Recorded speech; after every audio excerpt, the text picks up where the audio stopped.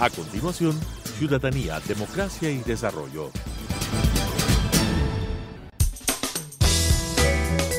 Clasificación B, bajo supervisión de un adulto.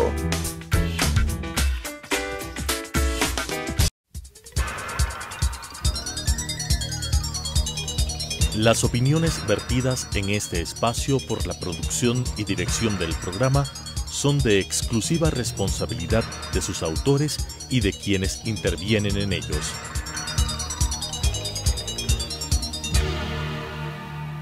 Telesucesos Canal 29 UHF y la Unión Nacional de Periodistas presentan Ciudadanía, Democracia y Desarrollo, un espacio para explorar la acción ciudadana en relación a las políticas públicas y su impacto en la calidad de vida de los ecuatorianos, con la conducción de la doctora Guadalupe Fierro.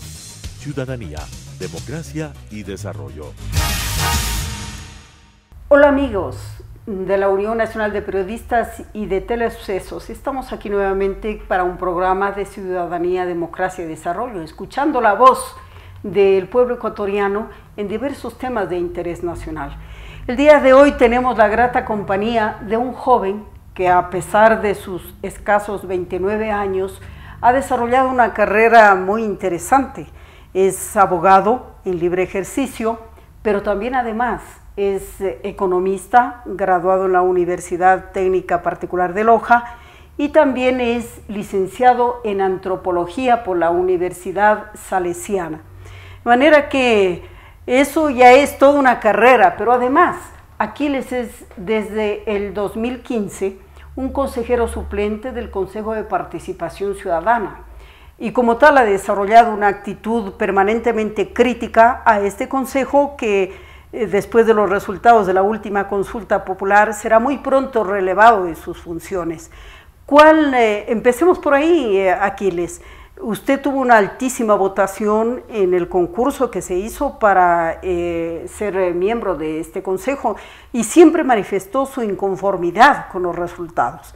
Además, desde el 2015 usted ha mantenido una postura crítica sobre lo que hace este consejo. Empecemos por ahí. ¿Por qué participó y por qué esta actitud crítica después de ser usted designado suplente?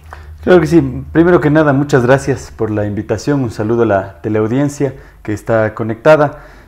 Siempre es muy grato poder visitar medios locales que van creando un espacio crítico de opinión y criterio directo con la gente, ¿no? Directo con las personas.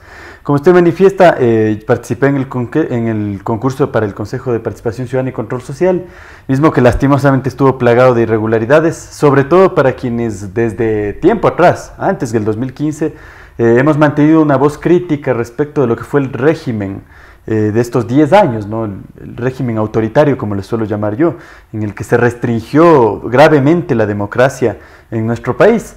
Y en ese sentido, por supuesto, no iba a pasar. ¿Por qué participar? Porque era un espacio importante, como vemos, debió haber hecho muchas cosas frente a la oleada de corrupción que vivimos. Tiene facultades que ya las desearía cualquier funcionario del régimen, porque son amplísimas, creo sí. Que interviene en la designación de por lo menos 200 instituciones e inclusive de la sociedad civil misma, ¿no? Así es, en Montecristi se hizo un muy interesante diseño constitucional de la idea del empoderamiento ciudadano a través de una institución que represente el quinto poder, ¿no? Contrario a la tradición del Estado moderno de los tres poderes, en Montecristi logramos, porque en aquellos tiempos participamos todos, jóvenes, adolescentes, yo en aquel entonces estaba en la dirigencia estudiantil secundaria, para que podamos rediseñar el Estado. Lamentablemente la forma de avasallamiento con la que funcionaba el gobierno anterior no permitió que esto se concrete en la práctica, ¿no? Es decir, del papel puede ser llevado a la práctica. Y como usted dice, perdimos una gran oportunidad del Consejo porque además del nombramiento de autoridades tiene un conjunto de facultades de empoderamiento directo, ¿no? Es decir, audiencias, cabildos ampliados, rendición de cuentas, revocatorias de mandato. Y un mandato muy importante que es luchar contra la corrupción y abonar a la transparencia de la gestión pública. Este es uno de los mandatos centrales de ese consejo que muy pronto cesará en sus funciones. Claro que sí, esa es exactamente la oportunidad que, bueno, no creo que hemos perdido. Finalmente la historia está construida por luchas y tendremos que remontar otra vez para ver de qué manera volvemos a pensar en un conjunto de espacios en los cuales no solamente esperemos que los mandatarios hagan las acciones, sino que el pueblo, además de votar cada 5, 4 o 6 años, pueda empoderarse y decir, bien, no se ha cumplido, aplico una revocatoria del mandato, aplico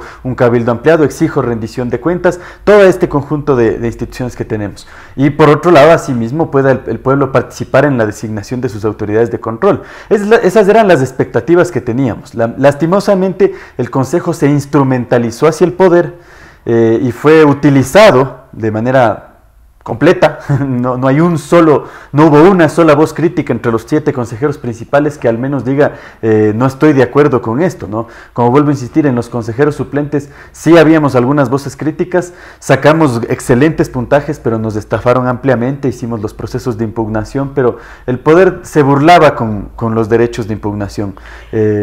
Como ustedes escuchan, amigos, es un joven que, bueno, muy tempranamente se ha interesado en los intereses de la patria, porque realmente eso es lo que usted ha hecho desde su natal Riobamba. Pues escucho que estando en la dirigencia secundaria ya se involucró en la Constitución de Montecristi, y a pesar de que ahora ya tiene 3 títulos a su haber, todavía continúa estudiando.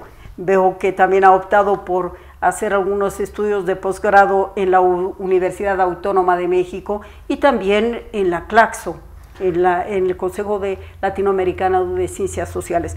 Pero todo esto, Aquiles, este espíritu de, entiendo, formarse para contribuir con su experiencia, aunque joven, a un rediseño de la patria, a un rediseño institucional, se vio frustrado, como usted señala, porque este quinto poder no fue lo que se esperaba. Pero ¿qué nos puede garantizar? Que ahora que hemos votado en la consulta popular y que hay un amplio margen de apoyo para el nuevo Consejo de Transición, las cosas sean diferentes. ¿Qué es lo que usted cree que puede pasar de hoy en adelante? Mire, la única garantía en la que personalmente creo es en la de la organización social y la organización popular. Las autoridades pueden tener ciertos estilos determinantes para poder crear climas favorables, pero somos nosotros los que tenemos que empoderarnos. Es decir, la organización no es un favor que le hacemos a la patria, es una responsabilidad, tenemos que asumirla como un deber.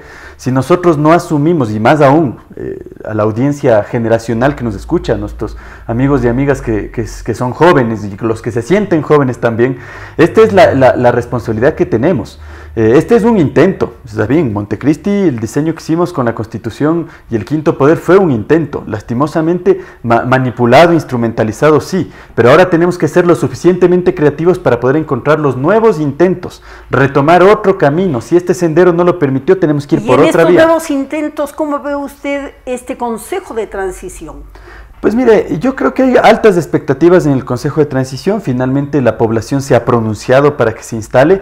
No hay nada más sagrado que la voluntad popular. Indistintamente de los criterios que podamos tener, entre algunos sectores sociales teníamos una arquitectura distinta para plantear esto, una forma de autopostulación, etcétera, pero ahora no cabe esa discusión porque el pueblo se ha manifestado. Se ha pronunciado. Vuelvo a insistir, la voluntad del pueblo es muy sagrada, ¿no? Es decir, hay que alinearse con la misma y poder encontrar la manera en la que este Consejo de Transición en conjunto, paralelo, acompañado y vigilado también, por si acaso se nos quisiera desviar, por los sectores sociales, por la población, cumple el acometido para el cual está siendo ahora, futuramente, en pocos días, posicionado. Y aquí hay 2 interrogantes que surgen. Bueno, la una, usted acaba de decir, es importante vigilar, ¿no?, el tema, y desde luego desde la nominación. Y en esto, pues, la responsabilidad no solamente le cabe al presidente de la República, sino también a la Asamblea, que en definitiva será quien tenga que pronunciarse en última instancia sobre la integración de este Consejo. Todos esperamos que sean los ecuatorianos y ecuatorianas más meritorios para que garanticen que el proceso continúe normalmente, ¿no? Pero además de ello, usted acaba de decir, no hay nada más sagrado que la voluntad popular, y realmente ha sido una sorpresa el pronunciamiento de la Comisión Interamericana de Derechos Humanos, que mientras el pueblo ecuatoriano vota por cesar a este consejo actuante, la Comisión Interamericana le concede una protección a través de medidas cautelares. ¿Qué opina usted de eso? Lo de la comisión es sorprendente, ¿no? Realmente hay una agenda muy grande de elementos pendientes, de demandas pendientes que están en el seno de la comisión y que se han demorado años en salir. Para recordar lo de los Taromenani, hay una demanda que llegó ahí que 4 años no ha sido objeto de la atención de la Comisión Interamericana. Exacto. Y ahora resulta que apenas se presenta la demanda. Yo creo que en general esta comisión y la Corte, en el caso de que decida acoger este comunicado, tienen que ser un poco más consecuentes con esto, ¿no? Es decir, ahora vemos que los hilos del poder, hay justicias para unos, justicias para otros. Esto es un lobby político, es decir, lo que están realizando no es la apelación justa a un derecho humano. ¿Cuál es el derecho humano? El derecho humano a ganar más de $6,000 sin hacer absolutamente nada, sin no haber presentado un solo resultado. Eso se llama cinismo. Los consejeros principales no tienen sangre en la cara.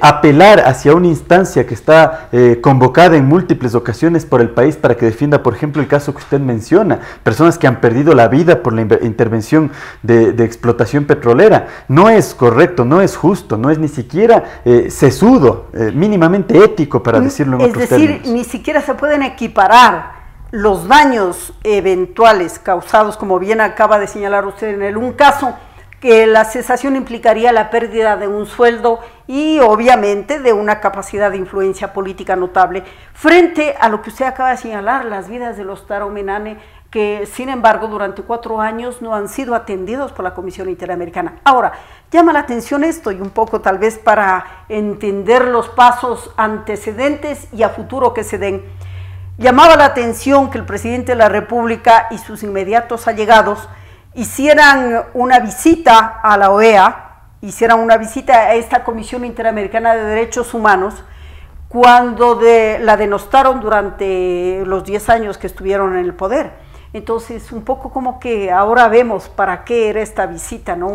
Los vicios del poder, ¿no? Es decir, no nos sorprende porque finalmente toda la estructura que instaló en estos 10 años el correísmo no solamente implicaba internamente hacia el país, sino que estaba configurada hacia una influencia exterior, ¿no? Entonces ahora, claro, están cosechando haber ido poniendo personas, haber ubicado personas en algunos espacios internacionales que están en deuda, porque finalmente eso es lo que sucede. El Consejo de Participación Ciudadana, si no dijo nada, no es solamente porque no tiene una posición ética y no sabe lo que es el amparo de la ley, sino porque además le deben el puesto y el cargo al presidente. Yo quería decirlo hace un momento también. Nosotros tenemos que exigirles a estos consejeros que nos rindan cuentas sobre sus expedientes, porque hemos pagado como pueblo ecuatoriano su sueldo durante casi 3 años y existieron múltiples denuncias de las irregularidades a través de las cuales ellos llegaron. Es decir, tienen un pendiente con la patria, no pueden exigir continuar en sus puestos, tienen que explicarle al país cada una de las denuncias e impugnaciones que se les hizo durante el concurso de méritos de oposición. Como suele decir el pueblo, pájaros contra las escopetas, ¿no? Es decir, en vez de rendir cuentas, más bien ellos están amparándose en una protección internacional que sorprende a todo el pueblo ecuatoriano, porque realmente la Comisión Interamericana parece que ha ignorado la votación masiva del día domingo sobre este tema. Ahora, hay una cosa que también sorprende, Aquiles, y usted lo acaba de señalar, como que se proyecta internacionalmente esta sombra. Por ejemplo, hemos tenido noticias internacionales de que la campaña por el no tuvo un apoyo en España, por decir un sitio, de un partido político que también recibió favores del anterior régimen aquí, que es Podemos. Como todos saben, en la opinión pública, muchos de los consejeros de Podemos estuvieron de consejeros del gobierno anterior del señor Correa e incluso estuvieron ejerciendo actividades de docencia en el Instituto de Altos Estudios Nacionales, ¿no? Entonces, claro, sí. Ahora vemos que se traslada a un favor que recibieron, lo pagan con talleres y una campaña que hicieron ellos en España por el no, ¿no? Que es indignante, ¿no? O sea, realmente los sectores juveniles hemos seguido muy de cerca el proceso de Podemos y en una configuración de poder como la que ellos combaten, el Partido Popular en España, sin lugar a dudas nuestra alineación, nuestro criterio ha sido porque logren liberar el Estado español de alguna manera secuestrado por el posfascismo. Una actitud progresista. Disimuladamente de derecha, ¿no? Es decir, creemos que Podemos y toda la línea que establece el pensamiento crítico en Europa tiene que hacer una relectura de esto, ¿no? Hace poco se firmó el acuerdo comercial con la Unión Europea que, revisándolo detenidamente, no es más que un tratado de libre comercio. Y el libre comercio es una vieja consigna del neoliberalismo. Entonces, ¿cómo podría una agrupación crítica alinearse con un gobierno que giró radicalmente en su agenda política y económica hacia el neoliberalismo otra vez y bien rápido? Ahora, lo que vemos aquí, en eso es algo que es un poco recurrente, que hay una enorme distancia entre el discurso progresista y las prácticas políticas que no siempre responden a esa realidad, y el caso del Ecuador es uno de ellos. Hemos vivido bajo un régimen que la propaganda y todo lo ha delineado como de izquierda, pero sus prácticas, por ejemplo, de ataque a las organizaciones sociales, lo identificaban más bien en la orilla opuesta. Claro, y bueno, ahora podemos tener grandes discusiones sobre lo que es la izquierda y la derecha, no hay una escritura en piedra sobre esto, pero lo mínimo es la honestidad. Es decir, la izquierda que no se alinee con la honestidad no es izquierda. Es decir, hagamos el análisis teórico que querramos, pero no robar, no mentir. Tomemos estos principios indígenas, son definitivamente parte de la banda, de la idea de una sociedad más justa y mejor. Entonces, ahora que está completamente verificado bajo procesos judiciales que existió corrupción en este gobierno y que no fue desmantelada, fue más bien conocida, y eso tiene que ser respondido ante el país tarde o temprano, entonces podemos decir, no, ahora hay una usurpación simbólica del discurso, ¿no? Uso este término que un catedrático muy querido para mí, Patricio Guerrero, lo usa para referirse a la idea del summa causa, ¿no? El gobierno fue usurpando símbolos, y entre esos símbolos, además del summa causa y la idea del buen vivir, está la noción de izquierda. El gobierno fue una falsa izquierda, no fue izquierda. Y sobre esto, aquí les vale la pena, como usted dice, recuperar las experiencias, porque también de lo negativo las personas inteligentes aprenden, solamente los necios persisten en ello. Pero si hemos tenido una experiencia negativa, es importante sacar lecciones para el futuro de la democracia ecuatoriana. Y una de esas es la que usted acaba de señalar. El discurso debe asentarse sobre una base ética, no importa cuál sea la postura ideológica, porque nosotros tenemos que recuperar el margen de tolerancia democrática que toda sociedad que se precie de tal debe tener. Pero en lo que no puede concederse es en el margen ético que debe sustentar a todas estas posturas. Ahora, el tema es precisamente yendo de la ética a la designación de los potenciales miembros de este Consejo de Transición que va a hacerse. Tienen que tener una base ética, y yo creo que el pueblo ecuatoriano ha dado amplias muestras de que tiene hombres y mujeres de una talla extraordinaria, ¿no? Y eso es lo que estamos demandando. Es más, el presidente de la República ha dicho públicamente que solicita a la sociedad civil que se pronuncie por nombres que eventualmente pueden integrar esto.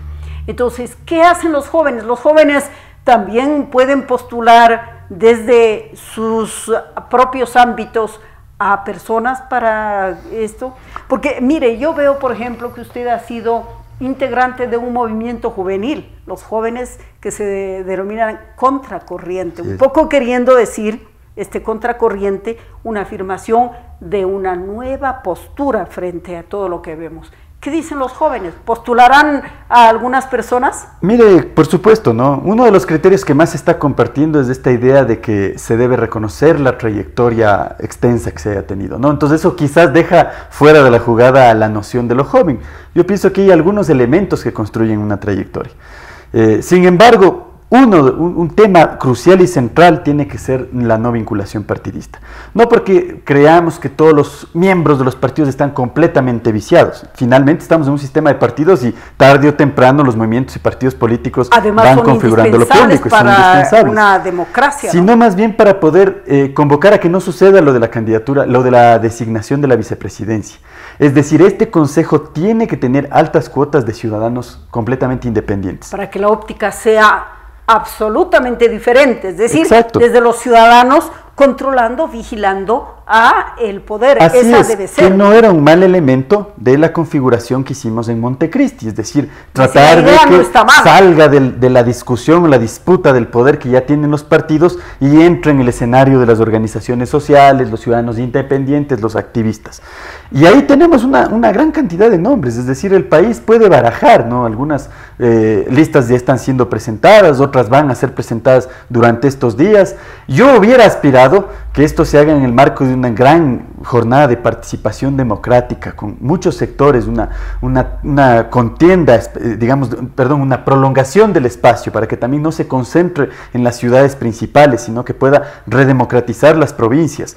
Pero obviamente los tiempos están en contra y va a parecer que todo va a tener que ver con esto que había dicho el presidente en una entrevista: confíen en mí. ¿No? Es decir, existe una posibilidad de postulación, presentamos los nombres y vamos a ver cómo procesa a manera de juez del presidente. No es lo ideal que quisiéramos, es decir, siempre va a tener... Y pone sobre los hombros del presidente una responsabilidad extraordinaria que le permitirá ser juzgado ante la historia, como que si verdaderamente le encarnó esa confianza que le está pidiendo al ciudadano. Porque aquí, sobre el tema del Consejo de Participación Ciudadana, hay una cuestión que es de fondo: cómo lograr que la ciudadanía participe, cómo lograr que la ciudadanía cumpla con uno de sus deberes, con una de sus responsabilidades, que es la de vigilar, de estar pendiente de las acciones gubernamentales, para que no nos ocurra que cada cierto tiempo tenemos una frustración enorme el pueblo, porque vemos que quienes hemos elegido no han cumplido con su responsabilidad. Y para esto es importante la participación ciudadana, ¿no? Los jóvenes particularmente, y en esto quiero decirle, pues hay una idea un poco difundida de que gran parte de la juventud está un poco como a espaldas de los principales problemas del país. ¿Es verdad eso, Aquiles? Yo creo que no, más bien la estadística para con los jóvenes es muy similar para con el resto de la sociedad. Es decir, tenemos un problema público de la participación política, ¿no? Las personas estamos más esperando, a veces muy indiferentes y apáticas, que actuando. Y por lo tanto, como no puede ser de otra manera, eso se proyecta en las proporciones juveniles del país. Sin embargo, yo pienso que no. Hace un tiempo hacíamos una reflexión importante durante la jornada de lucha contra la corrupción y la presión que tuvimos que ejercer para que no se despiste el logro final, la consecución final de los juicios contra la corrupción. Y es que los jóvenes decíamos: no vamos a permitir que se naturalice la corrupción. Más bien el adulto acepta y dice: esto ha sido así, es y será siempre.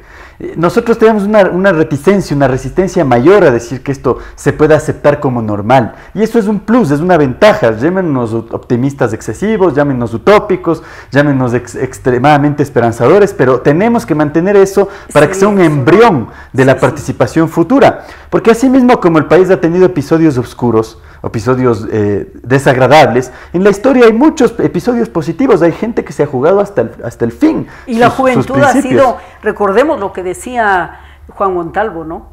Desdichado el pueblo. En la que la juventud no haga temblar al tirano. Exactamente, no haga temblar al tirano. Y bueno, a veces sí hemos extrañado esa participación que es absolutamente altruista, desinteresada de los jóvenes en esto, y claro, motiva el saber que hay personas como usted, Aquiles, que no se dejan en ningún momento desentender de los temas cruciales del país, pero que es más, se preparan para afrontarlos, porque lo que se ve en esto es de que hay una juventud que se está formando, que ansía tener conocimientos y las capacidades necesarias para asumir los retos que se avecinan. Yo le decía a usted, los jóvenes están dispuestos, sí, están dispuestos a postular, pero no lo han hecho. ¿Por qué no lo han hecho? Es que no hay jóvenes que en este momento puedan asumir una tarea tan difícil. Pues recordemos que la tarea que se le ha asignado, según la pregunta 3 aprobada, es inmensa, es una depuración institucional. Y eso no es nada fácil después de haber pasado 10 años en un sistema absolutamente autoritario, donde se han creado una serie de sistemas legales, ¿no?, que han procurado entrabar todo la participación ciudadana. Usted, que es a la vez que economista, abogado, ¿cómo ve este tema del procedimiento legal para abordar esta etapa de transición? Mire, sobre lo primero, yo pienso que el Ejecutivo tiene que valorar seriamente la incorporación de jóvenes, 1 o 2 jóvenes en este espacio. El joven es pujanza. El joven se indigna. Es decir, y una óptica absolutamente diferente. Una óptica absolutamente diferente que, claro, tiene que ir en coincidencia con el perfil, el perfil que queremos de un joven, porque también tenemos jóvenes que se vician, también tenemos jóvenes con tendencia a la sumisión. No vamos a esencializar tampoco a la juventud. Claro, no es tema de edades, es tema de actitud. Exacto, pero en el tablero de este espacio tan determinante, porque tiene la capacidad de reestructurar toda la institucionalidad jurídica de control, participación y otros derivados de la misma, puede ser determinante. Y además porque evidentemente requerimos la pujanza a la que yo me refería para un proceso de evaluación que va a durar 6 meses y que posiblemente en menos de un año tiene que tener listo una reestructuración, una arquitectura institucional, con vigilancia, con participación, con compromiso, con democratización con los sectores sociales. Yo pienso que siendo positivos eso sí va a suceder, porque no queremos un consejo de transición también que se eternice, ¿no?, que se quede demasiado tiempo en su puesto. Además, la pregunta 3 dice claramente, ¿no?, estarán hasta que sea posicionado el próximo y elegido por voluntad popular. Y sobre esto quiero preguntarle aquí a usted, que estuvo en Montecristi, ¿cómo ve? Esta sí que es una sustancial reforma de que los consejeros nuevos van a ser electos por votación popular. Es lo más cercano a lo sano, ¿no? O sea, realmente el diseño de Montecristi no fue malo. Yo recuerdo que cuando participamos para poder ocupar estos espacios, el nivel de participación fue muy alto. Existieron 550 carpetas y en un momento anterior más de 1000. Entonces no es que es baja la participación, el problema es que después fueron cirniendo a las personas para que queden los más cercanos al régimen. Usted sabe, esposos de asambleístas, esposas de asambleístas, personas que ya tuvieron una función, está por demás volverlo a citar. Pero si bien eso... Muy sabio en eso, dice, se conformó una nueva argolla. Claro que sí, fue una argolla que lastimosamente se complementaba con la argolla del Consejo Nacional Electoral y con la argolla del Tribunal Contencioso Electoral, porque siempre había algún espacio en donde hasta la información formar una cadena. Claro que sí. Sin embargo, aún así, en las suplencias alcanzaron a entrar voces críticas. Es decir, el modelo no era del todo malo, sino que el avasallamiento que tenía la década anterior podía irse como aplanadora sobre todas esas posibilidades aleatorias. Entonces, claro, las elecciones con todas sus dificultades, la votación popular viene a ser lo más sano, porque representa finalmente la voluntad del pueblo, ¿no? Rousseau decía, el pueblo puede confundirse pero jamás corromperse. Entonces siempre va a tener un momento en el que en sus manos, en las urnas, está darle un giro, confiar, dar paso a que tal o cual persona o grupo de personas administren las instituciones. Y tal vez tengamos que ver perfiles diferentes también de estos consejeros, porque si van a ser electos por votación popular también tendrán que hacer su campaña, ¿no? Sin embargo, lo que hemos escuchado el día de hoy de un joven tan capaz como Aquiles Herbas, actual consejero suplente del Consejo de... Ya no, presentamos la renuncia previamente. Han presentado la renuncia, que es el último acto de protesta, porque claro, usted ha realizado muchos actos de protesta y el último acto de protesta es precisamente el de desvincularse a través de una renuncia que le han hecho, ¿no?, en protesta por todo lo que está ocurriendo. Claro que sí. Y claro, uno dice después de escuchar a jóvenes como Aquiles que en realidad la juventud está llamada, la juventud ecuatoriana, a cumplir un papel supremamente importante en los días que se avecinan.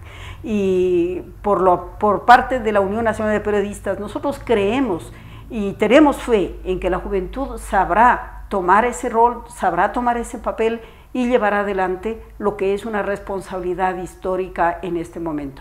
Muchísimas gracias, gracias Aquiles. Muchísimas gracias, muy gracias amable. A ustedes, amigos, pronto nos veremos en otro programa.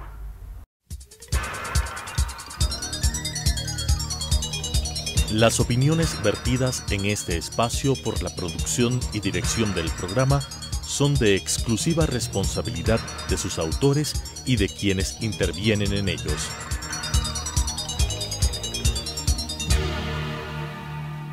Telesucesos Canal 29 UHF y la Unión Nacional de Periodistas presentaron Ciudadanía, Democracia y Desarrollo, un espacio para explorar la acción ciudadana en relación a las políticas públicas y su impacto en la calidad de vida de los ecuatorianos, con la conducción de la doctora Guadalupe Fierro. Ciudadanía, Democracia y Desarrollo.